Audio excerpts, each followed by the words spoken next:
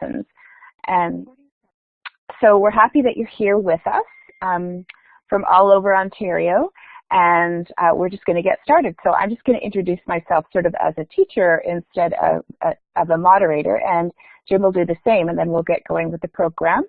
So I'm Mally, and in addition to being an OTF Connects moderator in my spare time, I am a retired teacher and have been working with global education and collaborative projects for about 15 years. And it really invigorated my program. There was a point in my career, and Jim will tell you his story too, that I was sort of disengaged with teaching and not really sure if I wanted to continue my career, but it was through these projects that really brought teaching back to life for me, and I actually stayed in the classroom 2 years past my retirement date. And when I did finally retire, I went right over to an organization called Taking It Global that really specializes in global collaboration and student engagement and social innovation and things like that. So I'm just going to turn you over to Jim, and then we'll get started. Thanks, Mally. My name's Jim Carlton, and presently I'm a teacher librarian at Wysell Central Public School, elementary school up around Midland. And yeah, like Mally was saying, I pretty much had the same story. I'd reached maybe the halfway point of my teaching career 15 or 20 years ago, I guess. And I still liked it, but I was losing that passion that I had in the beginning. And it's when Mally and I kind of stumbled across these global collaborative projects, and we'll talk a little bit about some of the earlier ones that we did maybe later. But yeah, it just brought the curriculum to life. Our kids were now, instead of just covering the curriculum, we're involved in these projects where we're connecting with people all over the world.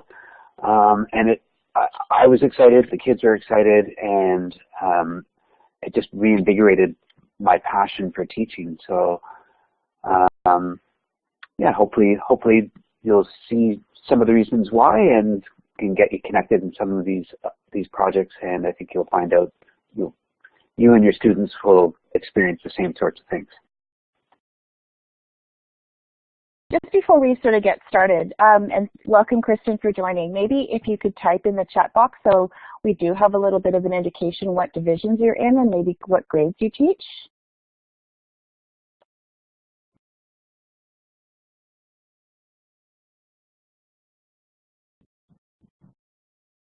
Oh, fair, and this will be awesome. Grade 4, yeah, I actually knew that, Jan. And grade 4, like these are perfect for grade 4, these, and secondary. So Ravi, we do have some really great programs for secondary and kindergarten. Oh, good, because Jim's got some programs for kindergarten. He was a kindergarten teacher a couple of years ago. So I just want to start out with, we're just going to flip through all of this. But it's just this quote from somebody who Jim introduced me to about 15 years ago, and who's become a really good friend and also now my boss. So you know when you've made it when you're like 19 years old and you're on a Starbucks cup, and that's about how old she was when she founded her company, Taking It Global. So she says, I wonder if young people were actively engaged in all aspects of society and thought of themselves as community leaders, problem solvers, role models, mentors, and key stakeholders, how would the world change? And we know now that, especially in the past few years, with things like Arab Spring and some of the not uprisings, but movements from youth, that youth are really taking a stand in some of these social issues and really wanting to bring change to the political and social landscape in which we're living right now. We have lots of examples of students who are sort of taking the bull by the horns and just like in this Time magazine picture from the kids from Parkland, Florida, saying we've had enough and we really want to make change and in our society. But how as teachers can we foster that? We were speaking to some friends of ours who are from the United States and whose school districts weren't really sure if they wanted their students to be doing the protest of, the 17 minutes of protest. And there were teachers on both sides, and the kids really lobbied and advocated for that. And it's sort of time that we as teachers see as ourselves as sort of being responsible and enabling and fostering some of these thoughts in kids, because we know that they do want change, and in some of these really global problems, we know that some of these global problems are going to take global solutions. So how can we be fostering that in our students?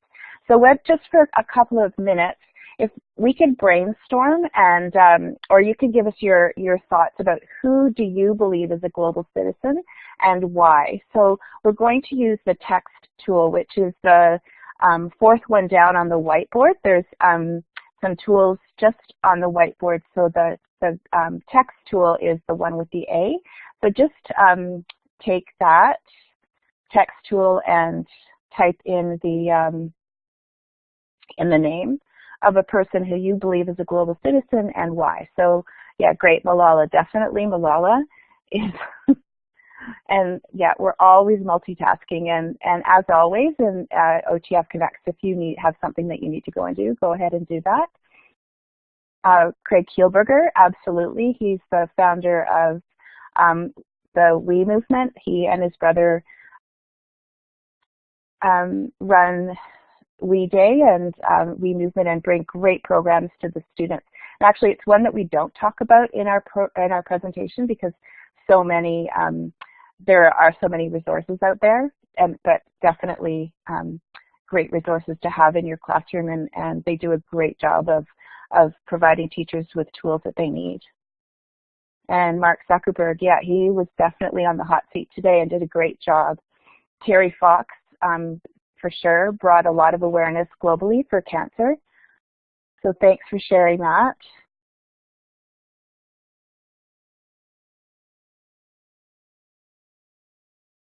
We'll maybe do one more minute.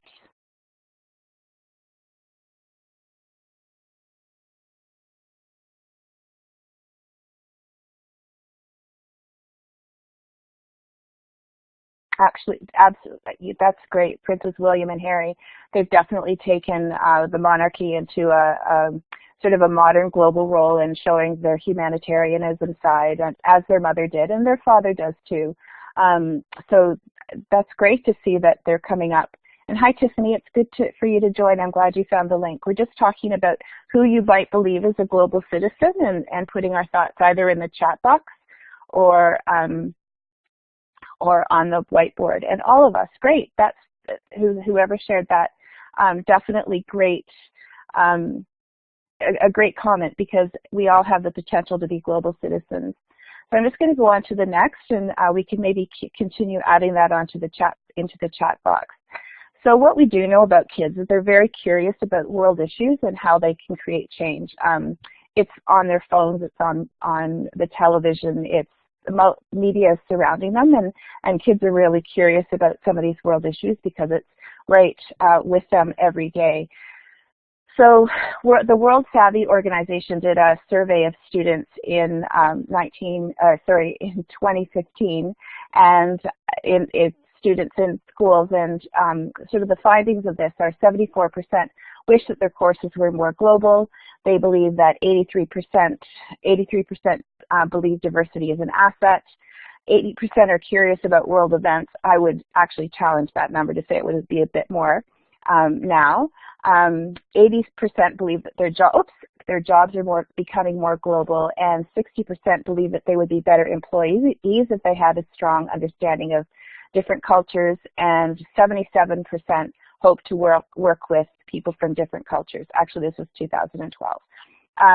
So we know that these skills are going to be, global skills are going to be more integral in providing our students the opportunities to be working in an innovative environment, and they need to be flexible. They need to be able to learn with others, because their jobs are going to be consistently changing.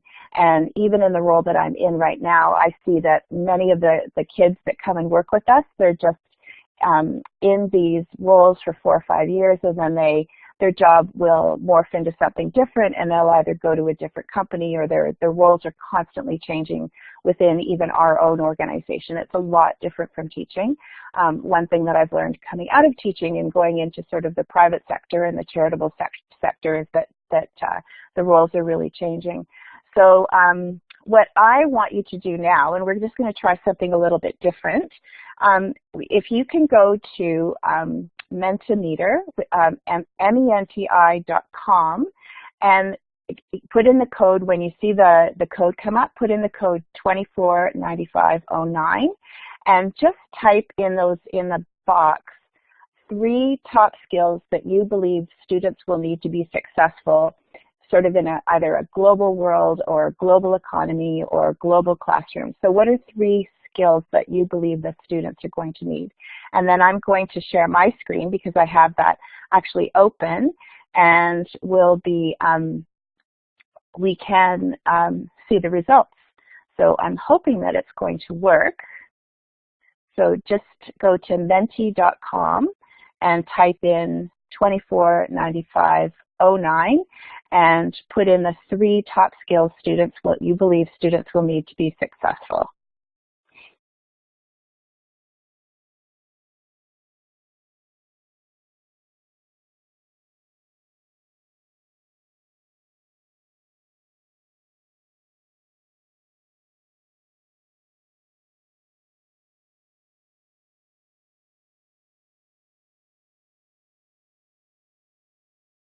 And actually, at the very top of this tool, if you can give me a check mark, a green check mark when you've done that, so I'll know when people have contributed. Thanks, Farron.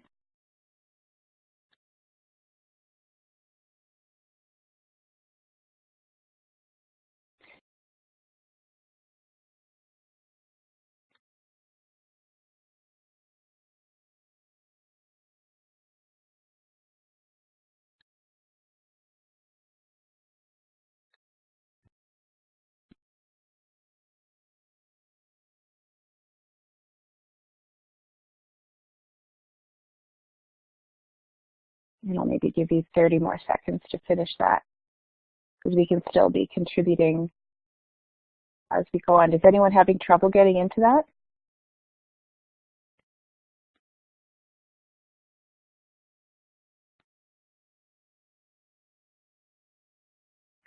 So I'm just going to share my screen really quickly and share my desktop.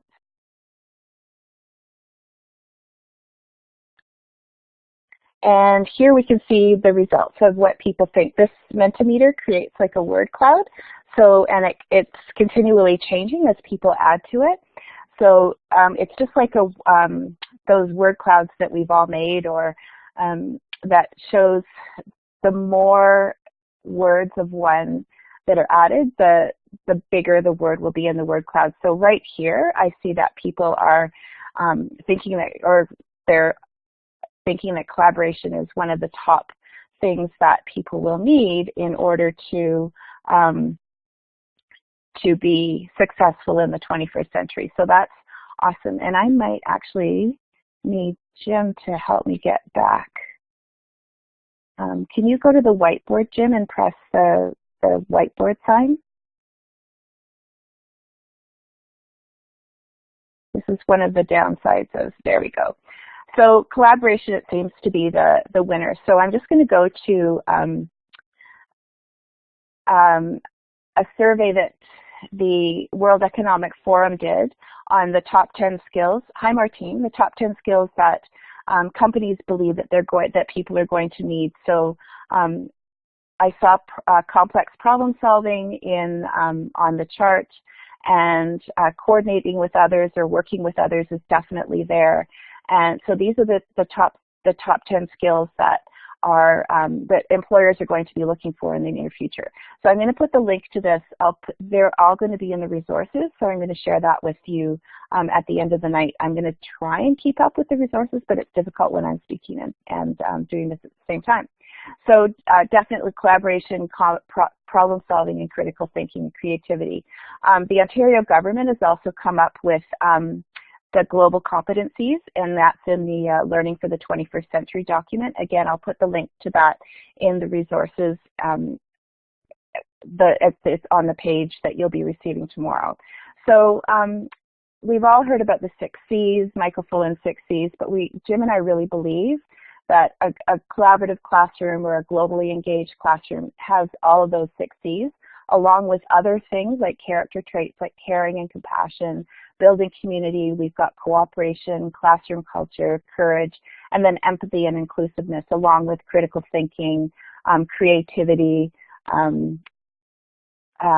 character traits, and the rest of the C words that you've been hearing about for so long lately.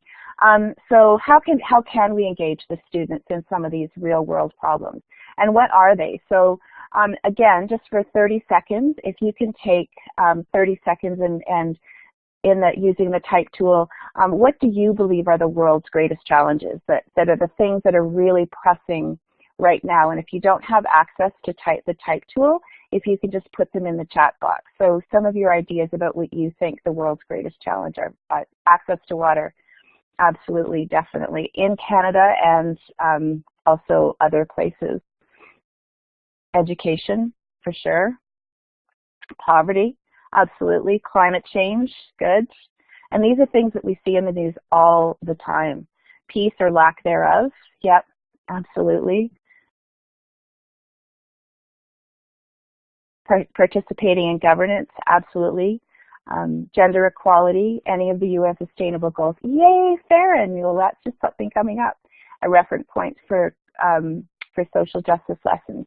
So and pollution, excellent. That goes along with climate change. So it's interesting that Farron did mention the Sustainable Development Goals, because in I forget what year it was, but before a few years ago, the United Nations had the Millennial Development Goals. I guess that was in 2010. The Millennial Development Goals are in the year 2000, and came up with 10 goals like poverty reduction, peace, advocacy, education, clean water, and they challenged the world to for 10 years to try and meet these goals, and we didn't quite hit the mark. But during that time, a few years later, 10 years later, the UN revamped the goals and came up with 17 of the goals that they believe are attainable in the next 15 years, and they're the Sustainable Development Goals, and based on really the world's greatest challenges. So just what I'd like you to do is take one of the clip art tools at the very bottom. So if you click on that little picture and go over to the Common Symbols tab, and just drop take a look at the Sustainable Development Goals, and drop just one of those icons on the one that you believe is the most either important to address, or the one that you think your students might like to address in your classrooms. Like if you were to present these 17 Sustainable Development Goals, which one do you think would be the most important to address? And it's tough to pick just one. So responsible consumption and production. So that's number 12, thanks.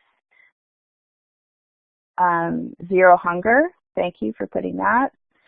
Absolutely, that was one of the Millennium Development Goals as well. Clean water, absolutely, and it's just astounding how inaccessible clean water is to some of the students that we're working with, even in Canada. Good health and well-being, absolutely. These are all huge goals, and sometimes people's perspective comes from the situation in which they're living.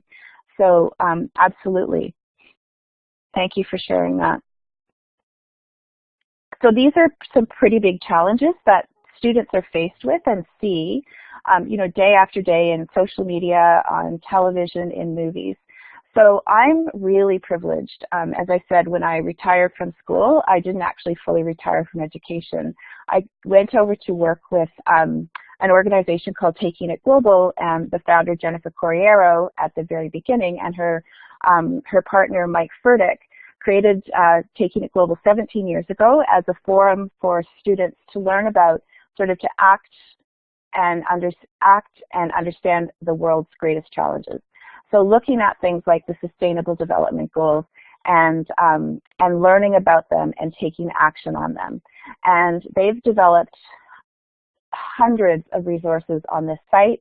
They have contacts with many organizations that can support your students' learning. And we're going to share, Jim and I are going to share some of the ones that are on Taking It Global, and some of the ones, thanks for putting that in there, Jim, and some of the ones that are in other organizations as well. But what I want to do right now is show you a really, really cool site, a cool part of Taking It Global that has your children, can have your students looking at some of the issues and some of the organizations that can support some of the Sustainable Development Goals. So if you go to tigweb.org, they have a tool called International Days, and it's right under the resources and under the tab International Days. And the International Days have been broken up into the United Nations international, the 200 of the United Nations international recognized days. And these aren't the, you know, the fun ones like that we have, like International Donut Day or International, you know, Pogo Stick Day. These are the ones that are recognized by the United Nations, and they're broken up into months. So, for example, in June we have several days: the Day of the Innocent Children, World Environment Day, World Blood Donor Day, World Refugee Day, and on any of these days that you can go and take a look at in your class to be learning about some of these issues. They have a little bit of a description of what the day is all about.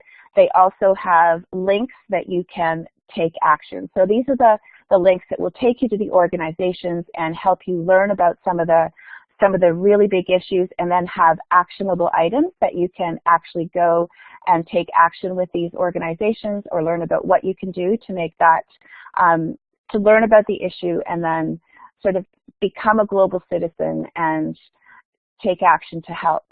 So, for example, one of my favorite days is in February 27th, International Polar Bear Day. We all know the plight of the polar bears. Kids can actually go to a lot of the different websites. They can link into a polar bear webcam and look at the polar bears roaming on the Arctic, and hopefully by then they'll be on the sea ice. We also have World International Literacy Day in September, or World Day of Water on March 22nd, that's coming up, Near Earth Day, and World Environment Day on June the 7th. So what I'm going to do is put the link into these international days, and we're going to spend maybe 2 minutes taking a look at one of those days and see if there's something, an idea that you can come up with, or something that you can actually do with your class. What I really love about these days is that you can go into the website, all of the information is there. It's all been vetted, it's all been looked at to make sure that it's reliable, they come from reliable sources, that it's all appropriate for youth. You don't really need to do any of that vetting. You can, and I see these websites in the office being built, so they're all safe for students to go to of any age. And you might not think, if you're in kindergarten, that these days are appropriate, but I know for a fact that Jim actually used the polar bear webcam when he was with the students. So there's always something in it for the kids. So just take a look at the days and maybe go to one of the months. Hi, Susanna, thanks for joining. And go and maybe type in the chat box what day you looked at, and maybe one resource that you could share with the rest of the group.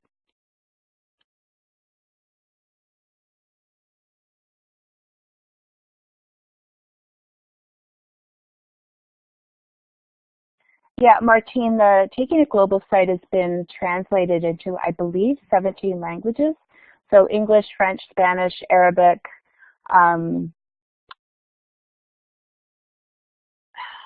Portuguese. Yeah, they are bilingual resources, and it is great. And they're working on the indigenous languages now. They're working on Inuktitut and Ojibwe. And they are attached to each day, and absolutely fair. And for the investigation phase, it's a great springboard for sure for discussion and just getting the kids looking at some of the issues. And what I like is that the language is definitely accessible for students with the readability of about a grade 4. Yep, and Tiffany for sure. That's great. It will fit well with grade 6 curriculum.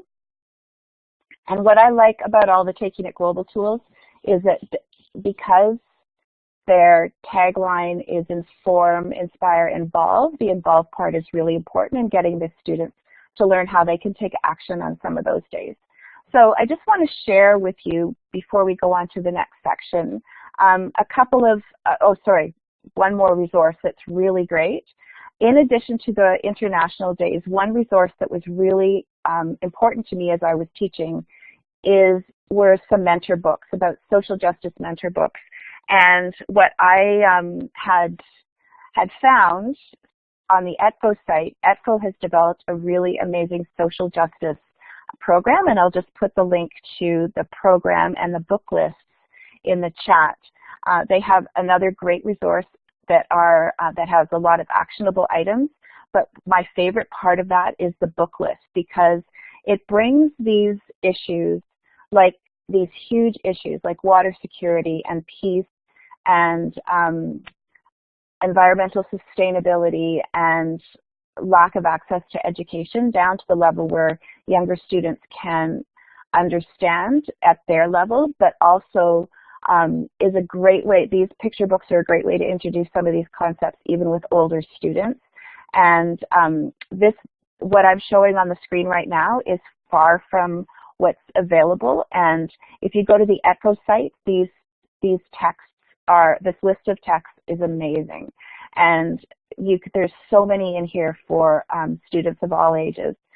And I see people are adding those as well, so thank you very much. So Taking It Global has, in addition to all of the sites on the student side, if you investigate the Taking It Global side, there's the international days, there's also a global gallery that we could spend a whole hour on, but they also have an educator side where you can connect with educators and look at projects that were developed by other teachers all across the world. We've been working with teachers and students from Europe, from all over North America, and in the Arab countries as well, and working with the teachers on a program called Social Education for Social Innovation, and looking at these challenges and helping the students go through a project-based learning approach and working on these problems. So if you join Taking It Global, and everything in the Taking It Global site is free. It always wasn't, but it is now, because they have funding for these programs. And go to the education site and go to the project page, and I'll put the project page in the chat box. You can go to the project page and look at a variety of the projects that have been completed by some teachers. And what I like about this is it's really showing professional capacity building, because teachers are sharing what they've done in their classroom. In some cases, you can go to the project page and join. If it says collaborator on it, they're looking for people to join the projects. But most times, these are projects that are being shared by teachers on the project page, just to give other teachers sort of an indication of what's happening in other classes. So I'm just going to talk to you about a couple of them, and it really kind of the group that we have here tonight is working really well, because we have projects here from kindergarten all the way up to grade 12. So this Refugee Awareness Day was a project that was done in the Social Innovation course, and it was done by a school in Toronto, in an area of Toronto where they had been receiving many refugees from Syria. This was done last year. This is a project done last year, and the students that were in the school when the refugees arrived, a lot of them were from China and Taiwan, and they didn't really have an idea of what a refugee was. It wasn't something that had happened in the country that, China and Taiwan don't take a lot of refugees. So the influx of these students was quite concerning for them. They didn't really have an understanding. A lot of the students in the school this is they're the first generation to live in Canada. So what the teachers and the students on the student council decided to do was give the students sort of an immersive experience in what it was like to live the life of a refugee, and have the whole school go through the process of being a refugee and why. So they would live the experience of having to leave their country to live in a live in a refugee camp. So they had the students living or pretending to live in tents on the football field. Then they had to go through the vetting process with the Red Cross. So they had to answer questionnaires and apply for refugee status and work through the Red Cross, and then they had to sort of take this dangerous journey out of their country and then to be accepted into Canada, which was the school. And so the whole school did this sort of simulation of being a refugee, and it was a good experience for the student community to go through, because they really felt that they had developed a lot more empathy for the students that were coming in. And for the Syrian refugees, it was sort of an opportunity for them to share their story in a safe and secure way, and really help the school community learn a little bit about their journey. Another project was called Team Dryad.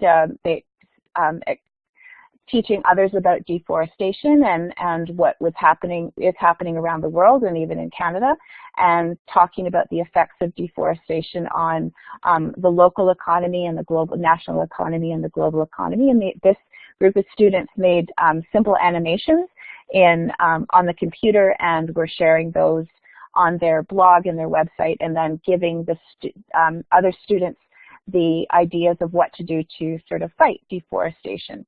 Another project was from a kindergarten group. And again, going back to the refugees, the teacher had actually been working with another group of students on an older group, and actually the school leadership team, on a project for refugees, and had been using the International Days as part of the sort of the basis of their research. And she was the kindergarten teacher, but she was also the student leadership teacher. So her students sort of were curious about what they were doing, and she explained to her kindergarten kids that refugees were people who had to come to another country, and they left everything behind, and they needed to live somewhere else, and they were coming to live in the United States. So this little group of kindergarten students sort of took it at the basic level and said, well, if they had to leave everything behind, did they have to leave their toys, their backpacks, their crayons, their socks, and their shoes? And the teacher explained yes. So this group of kindergarten students filled up, I think the number was like 100 backpacks filled with school supplies and sort of the basic necessities, and took them over to the refugee shelter, and gave them to the people that were going to be starting school, so that the kids that were living in the shelters had the necessary school supplies. So that's an example of what some kindergarten kids can do, and to take action on some of these world's greatest challenges. So I'm going to turn it over to Jim, and he's going to talk about another organization. I'll be able to definitely put the links in here. And these are more global collaborations that are using the Sustainable Development Goals to create projects. So over to you. Thanks, Maddie. Yeah, and so like Maddie was saying, so that taking it global, that's just the tip of the stuff that's involved there. So you could probably spend hours and days actually going through what's all in that website. And IRON is the same sort of thing. We're just going to just briefly touch on it. It's the International Education and Resource Network, and then this is probably the first network that we came across like 20 years ago or whatever, that got us involved in all this. So IRON's been around since close to 30 years now, and they have now 140 countries involved, 30 different languages, 50,000 educators. There's 2 million youth across the world, all connected together on a variety of different projects. We'll look at a few of them here. All inquiry-based, project-based, challenge-based, whatever they're calling them these days. IRON's been doing this sort of thing for like 30 years. So maybe what we'll do just to start is just look at a brief introductory video when they had their 25th when they had their 25th anniversary, and then we'll come back and look at a few more projects in detail. So I'm going to put, oh, that's good, Martine. I'm going to put the link to the video in the chat. So if you want to click on that link and watch it on your own device, or I'm also going to put it in the browser so that we can watch it together. So when you've watched it, can you please put a green check mark?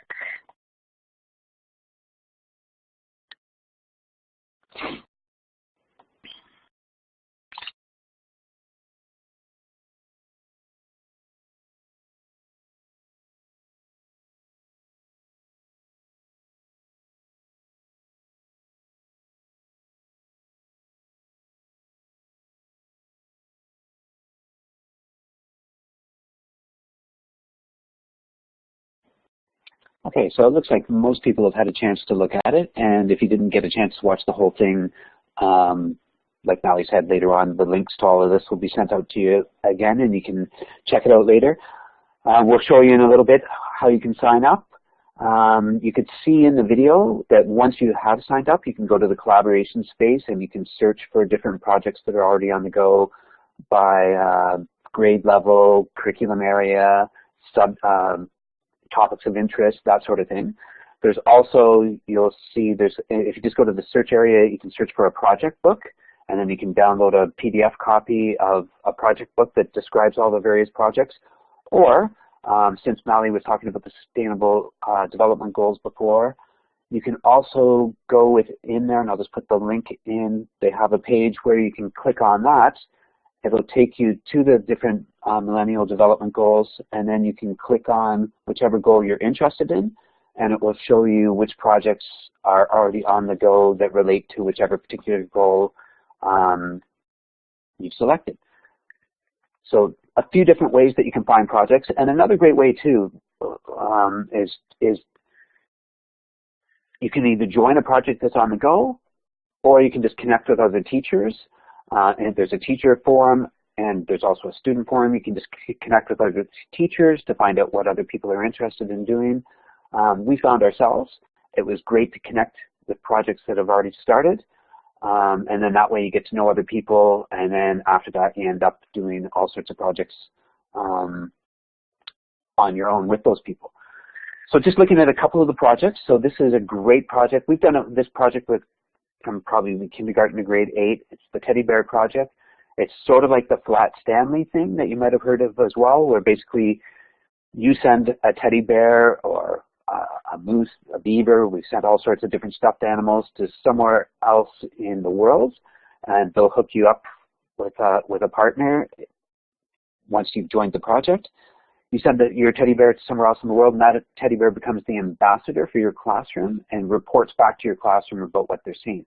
So in these pictures here, this is Taro, a teddy bear that was sent to us from Japan. And then the kids take them with them wherever they go. So you can see there's a little picture of Luke. He's taken his teddy bear with him just to Tim Hortons, classic Canadian experience. What we did in this particular case is then and you and your partner decide how you want to share the information. So we had decided we just wanted to blog our journey. So we would post the pictures of whatever our students were doing with them. So we would post pictures, let's say, of Luke with his teddy bear at, I think we had him for the weekend, so you took him to hockey, you took him to Tim Hortons, sleepover, that sort of thing. And then we just did a shared writing activity, and then you hit, we would post it and then wait for the next day, and we would get replies back from our partners in Japan telling us how excited they were to learn about Tim Hortons and whatever else that we talked to them about. You can see the picture on the right was when we opened up a little welcome package. So each country will send like a little welcome package with, things to symbolize your country. So hockey pucks, maple syrup, and little small Inukshuk canoes, whatever you can find to send. This was Kodomo Nohai Day in Japan. So it's like Children's Day for them, so they all flew kites on Kodomo Nohai Day, and then we flew kites, posted those together. Yeah, and that's just a little screen capture from our blog posting from that day. it's a great project because you can, again, we've done it all the way up to grade 8. Kids love it. You can take it in any direction that you want to go with. Awesome project for any level. So this is just going to be a little video of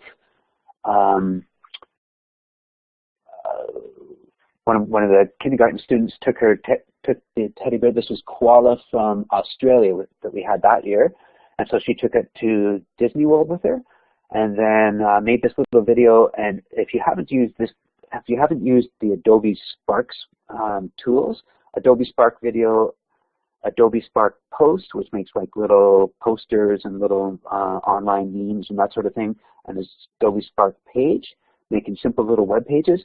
It's so easy to use. She basically did this on her own in kindergarten, a little help with the spelling, and that's about it. Maybe we'll put a link in while you're watching that to, yeah, like Mally's already done it, to sparkadobe.com. It's free, great tool. So are we going to screen this one again too, Mally, or just? You need to put in a link specifically to that one. Do you have the link? Yeah, I think I did. And Adobe today, they've just released the upgraded Adobe Spark, that all of the really super cool features are going to be free to all students, and even to under 13, which is a big deal. So you could be setting up individual accounts, but that's a whole other webinar. But it's a fantastic program to be using with kids from kindergarten all the way up to grade 12. So, and I'll put this link in the others so that we can watch it together too.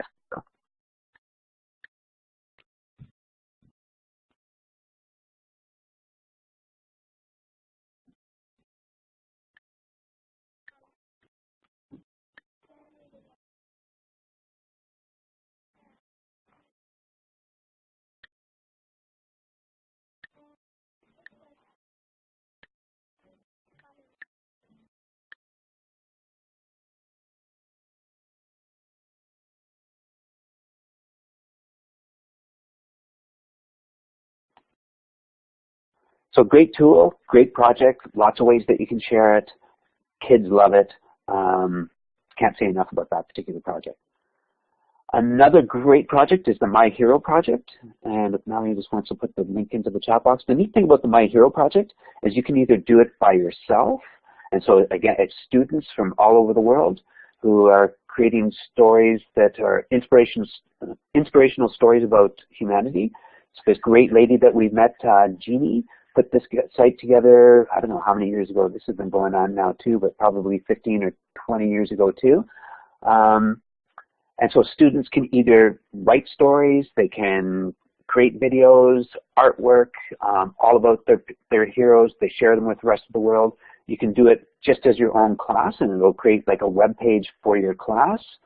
Or you can, if you join IRON, you can, 2 times throughout the year, they have what they call learning circles, where they will connect you with 5 or 6 other classrooms from around the world, and then you'll work on the project. There'll be a facilitator who will guide you through the project, and you'll work along with those other classes to do the My Hero project, and then you have that sort of built-in audience that you can share with and do sort of peer editing and all sorts of things like that with it.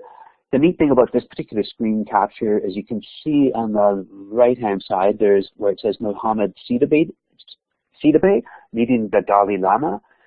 Just as a really, really quick note to show you how these projects can change other people's lives, your lives, and your students' lives. We first met Sidibe in a video when he was, what was he, Mally, maybe 6 or 7 years old, still living in Sierra Leone as a former child soldier with no parents, desperate to have an education.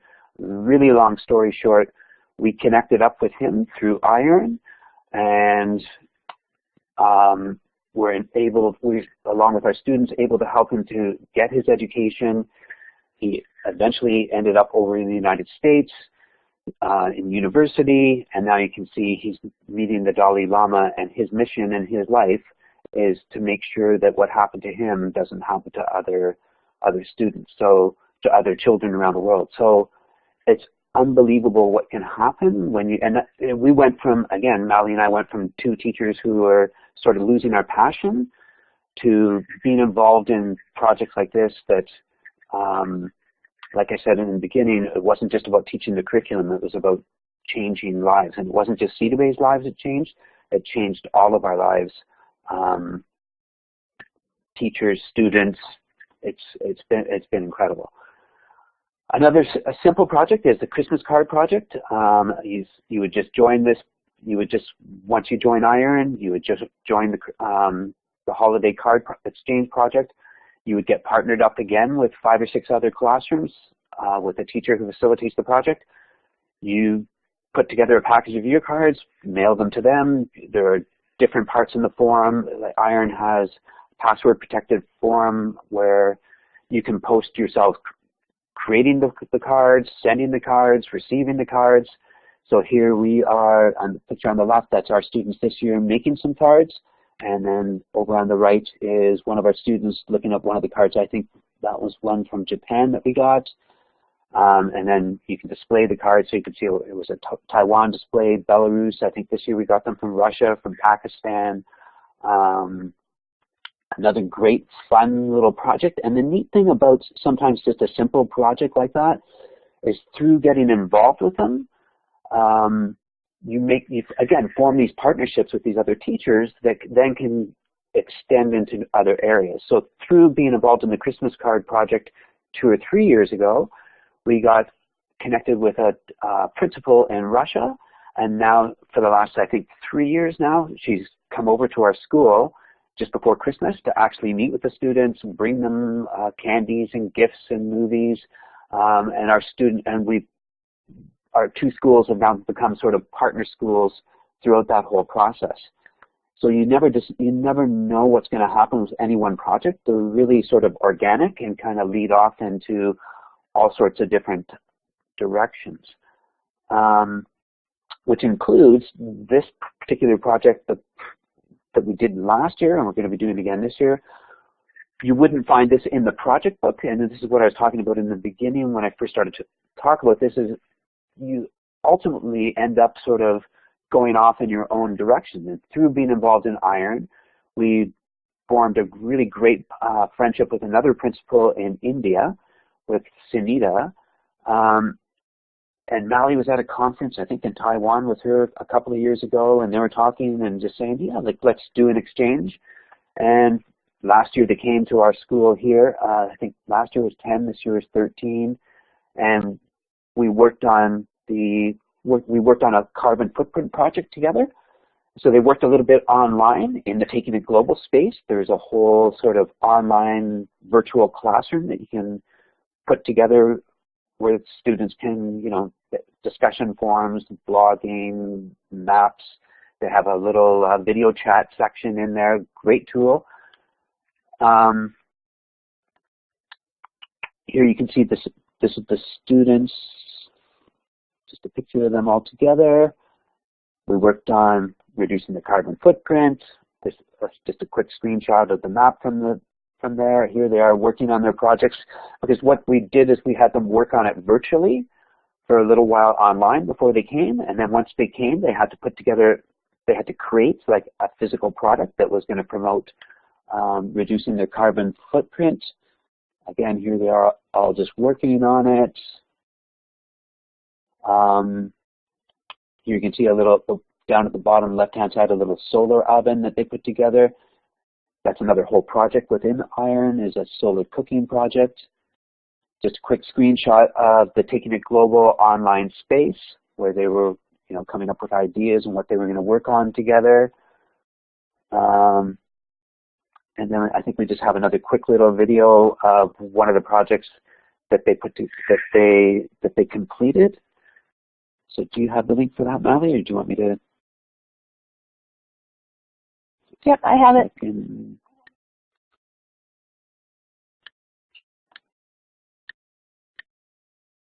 And again, they used Spark Video to do this one.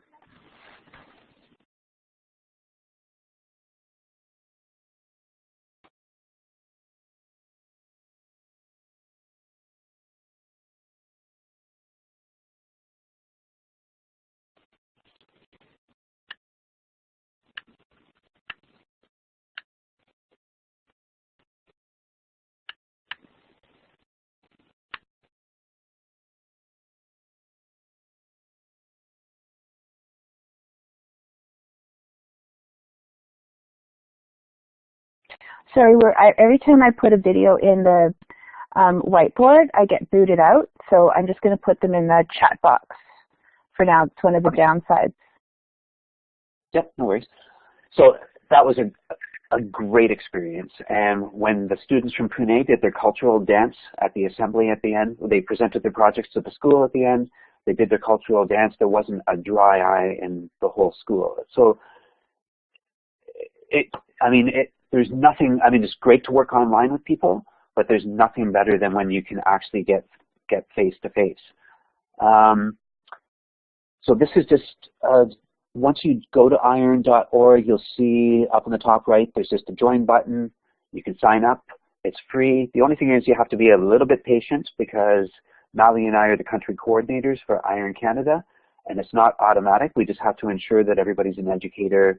So it might take a day or two before you actually get approved. But if you join up and you're not approved within 1 or 2 days, just get a hold of us and we'll make sure you're in there. When you do sign up, there's an option to get an email once a month when the news flash comes out. I suggest clicking on that and getting it, because that will let you know when things like the learning circles for My Hero and that sort of thing are coming up and it's time to sign up, or a Christmas card, it's time to sign up for it. It'll keep you informed of what's happening. So that's a good thing to make sure you do when you're signing up. Lastly, you'll notice, like in the video, you could see that some of the students, they had some highlights of one of the conferences that we were at this year. So once a year, Iron will meet somewhere in the world. Usually it's, the other side of the world. This year we're fortunate because it's actually going to be in Virginia. So Mally and myself will be going, another teacher from our school. We're hoping to grab a couple of kids. Mally just put the link to the conference website. If anybody is interested in going and we're sort of just north of Toronto and wants to carpool or anything like that, we would love to, because there is nothing like this conference. Like, we've been lucky enough to have attended a bunch of different conferences throughout our careers. There's something really special about this because there will be teachers and students from all over the world connected together, working together on how we can make the world a better place. And when you come away, when you leave this conference, you feel like there's going to be hope for the world. And I think from Mally's and my experience too, it's when we've been at these conferences, when you meet these people face to face, that's when you make those connections, and that's when the projects really sort of jump off and take another whole direction. Because once you've, for example, let's say, well, in the next project we're going to do, this Art Miles project, you've met at SUCO face to face, there is no way you're not going to follow through and make the project happen. So that's what we'll look at quickly. The last project that we'll look at quickly is the Art Miles project, which started, I don't even know if they have it in the Iron project book anymore. It used to be an Iron project, but now they sort of gone off in their own direction. What's really cool about it, we're going to look at the Iron, we're going to talk about the Art Miles Japan project, because it started out, again, probably about 20 years, the Art Miles project started out in which country was it now, Mally? I can't even remember off the top of my head. It was a bullet-ridden sheet with some artwork in... it was in Bosnia. The country. Bosnia, right. And so, the project started with students creating murals all over the world and sharing the murals. And then this cool lady in Japan at SUCO thought, why don't we have them collaborate on the murals, on the murals together? So what happens is you join the project, you get connected with a classroom somewhere in Japan. Your students will create little introductions with each other. So we created like little video introductions to introduce ourselves to each other. Here again, you can see the welcome box that we got from our partner class in Japan. And then you and your partner determine what's going to be the topic of focus. So it could be the environment, it could be water, it could be, culture, food, whatever you want it to be. We just decided on a general, it was grade 4 class, we just decided on a general sort of cultural topic. here this particular group would put together a little, Google slideshow about sports. Another group was doing food, that sort of thing. The class, so we taught the class in Japan about Canadian culture, and you can see on the left-hand side, they then paint half the mural based on what we've taught them, and then they mail us the mural. The neat thing is the Japanese government is paying for all the mural, the art supplies, all that kind of stuff. The thing that you have to pay for is to send the mural back at the end of it, which is probably in the $70 or $80 range for us here, just north of Toronto anyway. And then you can see on the right-hand side, our students are painting the other half of the mural, and then there's the mural that's completed. And the cool thing is it looks, you can't even tell that that mural was painted by 2 different countries, grade 4 students. They put everything into it. Because it's not, this isn't just artwork that they know is going to go up on the back of the classroom wall for a little while. Once the mural is completed and gets displayed here, it gets sent back to Japan, where they then send it around to various conferences, museums, art galleries, and they get to watch their mural travel all throughout the world. Another amazing project. The cool thing about it is to join. You have until, this is the time of the year that you need to join for it, is right around now. So you have, I think, until May the 25th, and we'll put the link into the box here that it will take you directly to the page to join if you're interested. It's another great project. There you go. And again, this project works anywhere from probably grades 3 or 4 all the way up to secondary. And some of the secondary murals are unbelievable. So that's just a glimpse at some of the projects that are within IRON. And what we'll also do at the end is we'll give you our emails. And if there's something that you're interested in doing and it's just overwhelming, too many projects to choose from, all you have to do is just email us and we'll help point you in the direction of one of the projects that we think is already sort of vibrant and on the go. So now we'll swing you back over to Melly. So just before we get into the, how do you actually do this with your kids, maybe this would be a natural point to have people ask questions about any of the projects or how to get started, anything that might stand out for you, or questions that you might have.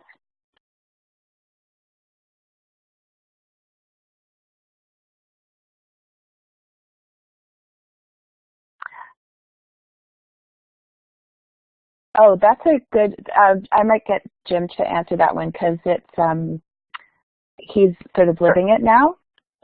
Yeah, sure. And it used to be, again, 20 years ago, it was really difficult. And when we used to do it, it would be, sort of like the Home Improvement, whatever that show was called, where they would, the next door neighbor, and the kids would have little stop signs in front of their faces and stuff like that. And it was difficult. We still send home, we have a blanket form that goes home from our school board at the beginning of the year for social media.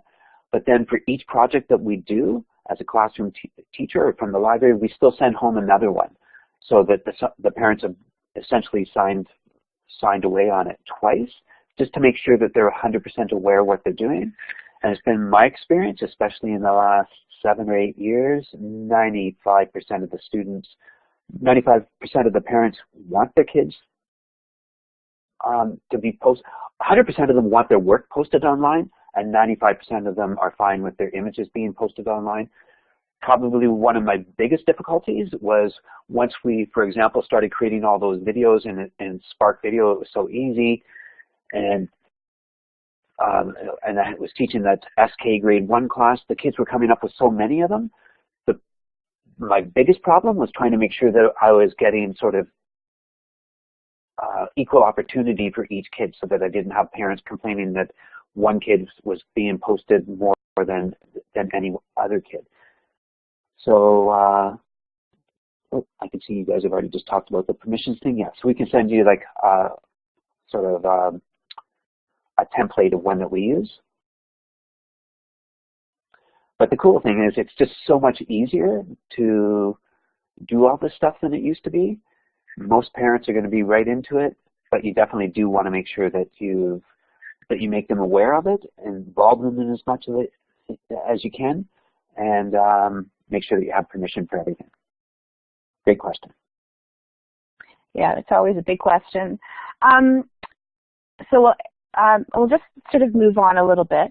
So now that you've had your kids looking at some of these issues, they might be collaborating with another class and they've decided on, yes, we want to help the environment, or we want to work on create a device that filters water automatically, or we want to send more girls to school, whatever that issue is, or send a little former child soldier to school.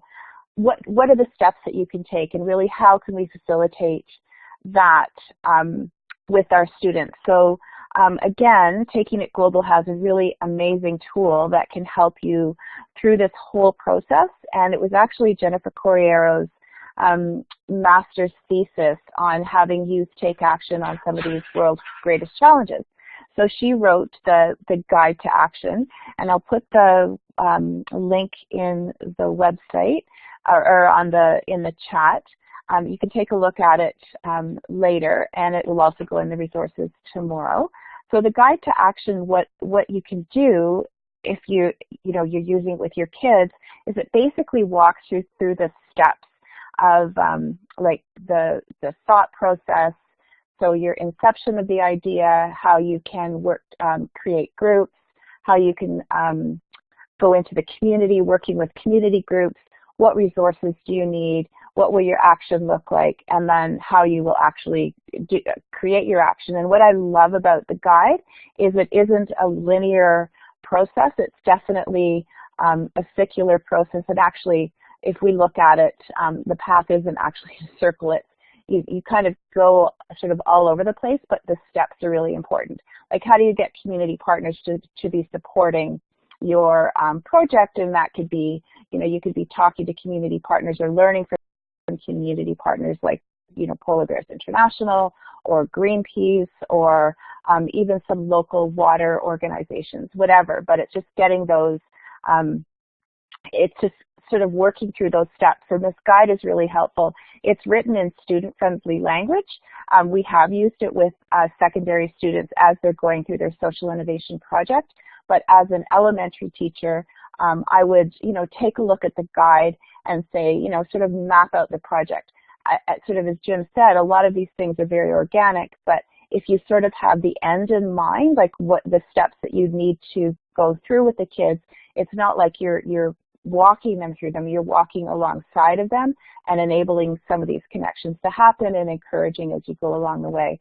So the guide to action really does help with that process. And, it just gives you some really practical experiences that you can be working alongside your kids through that project-based process. So the guide to action, I find, is a really helpful tool as we go through.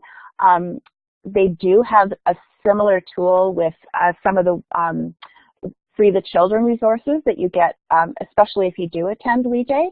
Again, it's not an organization that I'm involved with anymore because I'm out of the class, but I know that they do have some pretty amazing resources similar to this. But I do like the guide to action because it is written in kid-friendly language, and it really focuses on the actions the students are taking as as part of what they're doing, and it also has some assessment points and some really deep curricular ties. So it's nothing that you're doing that's sort of extra. It's not sort of adding on.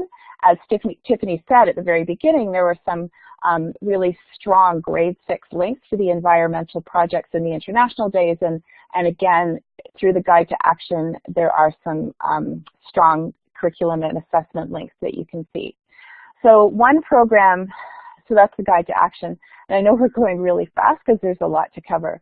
So one program that we're really proud of at Taking It Global that's just launched is, it's not necessarily a global issue that's being looked at right now, but it is definitely a Canadian issue that is, really in the forefront of the news, and also sort of been woven through our sort of social conscious lately, especially when we're talking about the Truth and Reconciliation Report.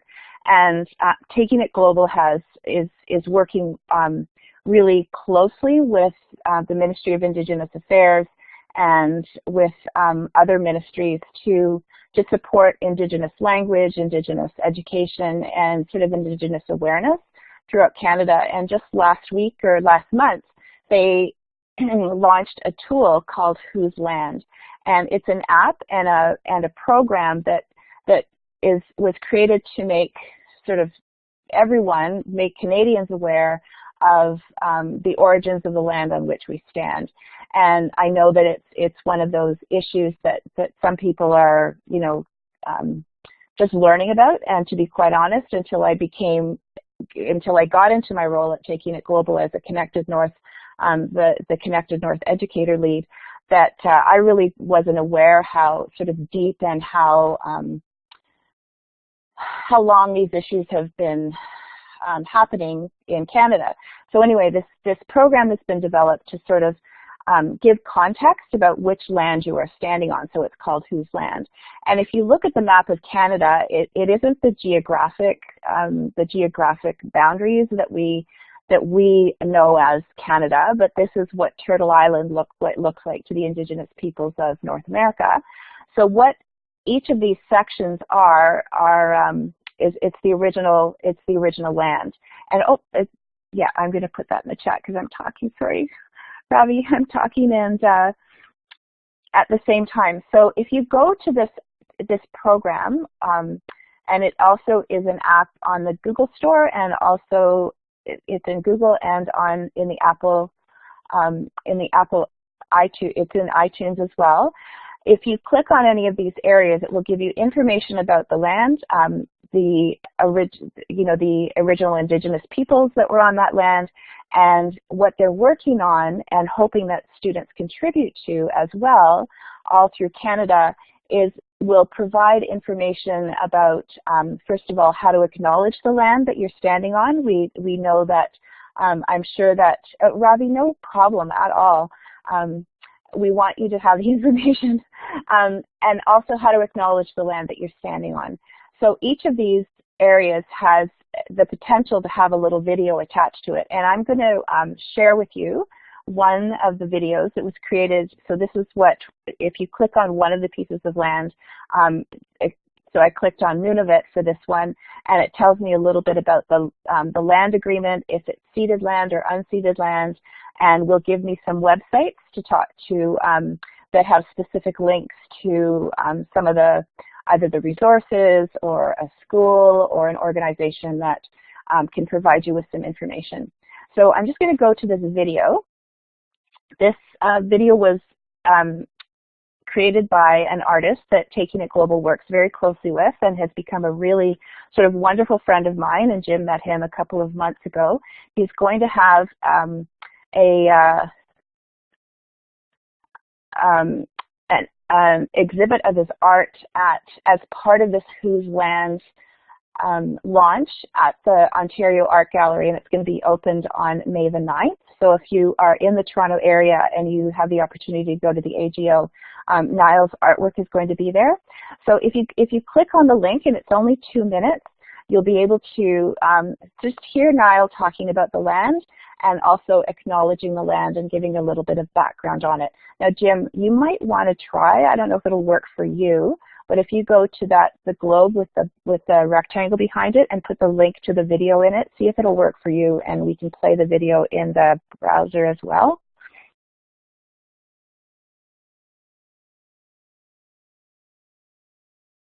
And it worked.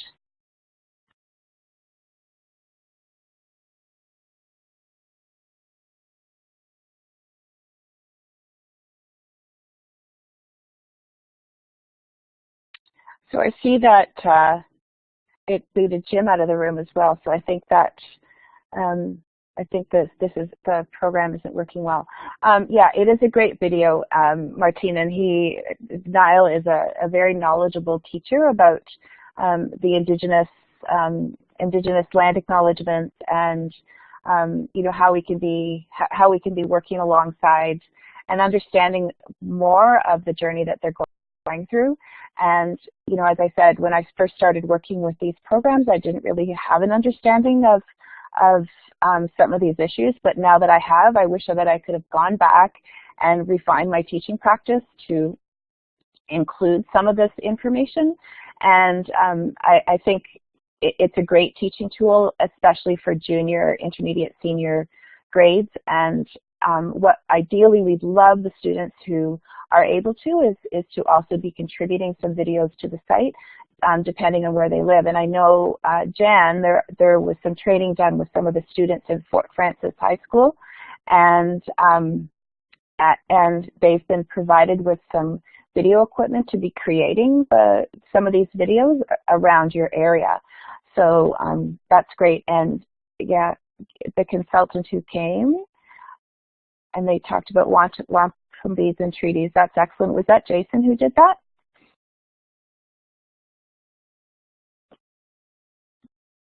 Oh, Pam, awesome. I don't know if I've met her when I was up there, but there's a lot of knowledge out there, and just having any experts coming into your class to be teaching about some of these global or local or national issues is really, really important. So finally, to end, you know, that's been a lot of information, and sometimes some of these projects, as Jim said, take money. And Taking It Global is also partnered with the Canada Youth Service Ministry, and are working to provide grants to provide some of the youth with some funding so that they're able to do the work and have the materials that they can do the work. So we don't really have time to watch the video. I'll share it in the resources, just an overview of the program. But the bottom line is that if students from age 15 to 30, or youth from age 15 to 30, have the ability to apply for a grant, either $250, $750, or $1,500, and can and just explain a little bit about the project.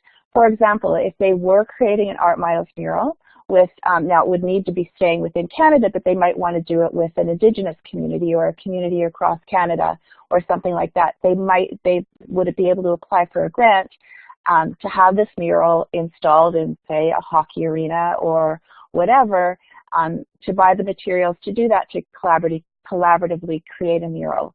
Or they could, I'll just give you a couple of examples. I'll go here. This is a student in Nunavut who wanted to have an elders tea, have the elders from their community come and sit with the youth and explain to them things about their past, because in Inuit culture, the elders have a lot of this knowledge, and there's been sort of a resurgence of the youth wanting to understand a little bit more about their culture for a lot of different reasons. So this young girl put together a proposal that she wanted to have the elders come in once a month to talk to the youth about a certain aspect of Inuit culture. So she would give them tea, and then they would meet with the youth and do storytelling, or do seal skinning, or make boots, or just pass on some knowledge. So she applied for a grant for $750 to run this program over the course of 3 or 4 months, and she was able to make this happen. So it's become a real integral part of the programming at Inukshuk High School. Another grant was given for some youth who wanted to run a recycled clothing fashion show. So basically, they had people donate clothing, and they worked together with a fashion designer and a makeup artist, and they put it on a fashion show, and you know, sort of explain to young people how they can recycle and upcycle clothing and use and not, you know, purchase so much, and how this recycled clothing and repurposed clothing you could have, you know, look great, and they put on a fashion show. So these kids were given $250 in order to run the event, and that provided food and entertainment. Now, some of you might be thinking, I teach kids that are a lot younger than that, so we can't really benefit from applying for a youth service grant.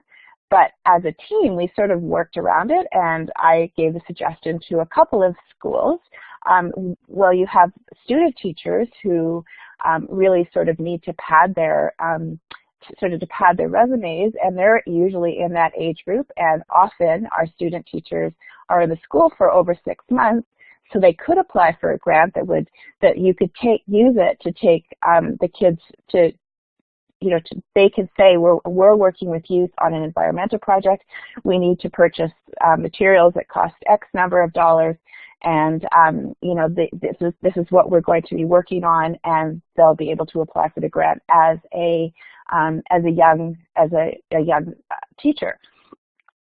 Or working with the high school co-op program, and when the co-op kids come to our schools, it would give them an opportunity to work with the students in a meaningful way. And part of the reason that Taking It Global wanted to get involved with this, the youth service grant, is because when they were starting out and they were writing grant proposals, and I know it happened to Jim and I when we were writing grant proposals when we ran the conference, it's really heartbreaking when you put so much work into a grant proposal and you really want to do good work in your community, or you want to do good work nationally, you just want to, to have something positive happen, and you get a rejection letter and it really deflates you. So Taking It Global really wants students to be successful when they apply for these grants, and as long as the grant is within the parameters, and it needs to be supervised by an adult at some point, because the money has to go either to a school or to an organization or to an adult, the kids get this wonderful official looking letter from the government saying that they've been approved for a grant, and it really boosts them up and really helps them feel successful when they're doing some of these civic engagement projects. So just finally, what's the impact of all of this?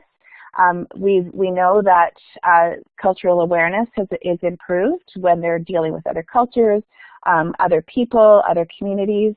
66% of students increase their volunteer activity. 27% started projects on their own. We're really hoping that more youth will be starting projects on their own, and accessing the youth service grant, or accessing some of the other programs that are available. So sort of to wrap it all up, I wonder if young people were actively engaged in all aspects of society and thought of themselves as community leaders, problem solvers, role models, mentor, and key stakeholders, how would the world change? So I just want to sort of leave you with that, and thinking about how your kids can change the world. So we don't have time to watch this 5-minute video, and I'm really sorry, but it's a great one to watch with your kids. I don't know if you're familiar with Kid President, but he's absolutely fantastic, really motivating, and we hope that, you can get your kids involved in these projects. We're here to support you, and we don't, we'll put our emails at the end, and it's also on the resource page. It's already there. And we'd love to support you in getting those projects done and started, and getting your kids to be globally engaged and involved citizens.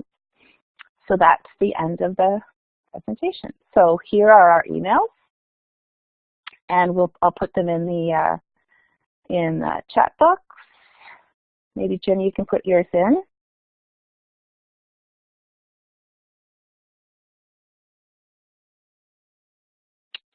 So thanks for joining us tonight. Now I have to go back to my moderator role. And thanks, Jim, for that great information. And we are very sincere about keeping in touch, and we know what it did for us, and are happy to help anybody else. And as you know, that when you log out of this program, it will take you to a feedback survey, and we'd love your feedback. You can also fill out the feedback form. I'm going to put the link in the chat box. No, I'm not, because I'll just copy it from here. And once you fill out the feedback form, it will take you to a certificate for your professional portfolio. Oops, and I just took that out by accident. Sorry.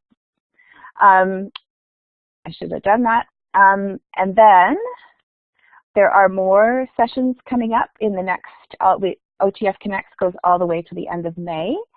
And finally, and it was announced on the news as well, or it was on Facebook, that the Ministry of Education still has funding available through for math, technology, and kindergarten. And you can go to the OTF website and apply for that. So once again, thanks for joining. And Jim, do you want to say goodbye? Yeah, no, thanks. Thanks for being here. And I'm just going to put the link to the conference again, because seriously, it's a life changer, as you do have a chance to make it. It's unbelievable. So thanks, everyone. Hopefully we'll see you there.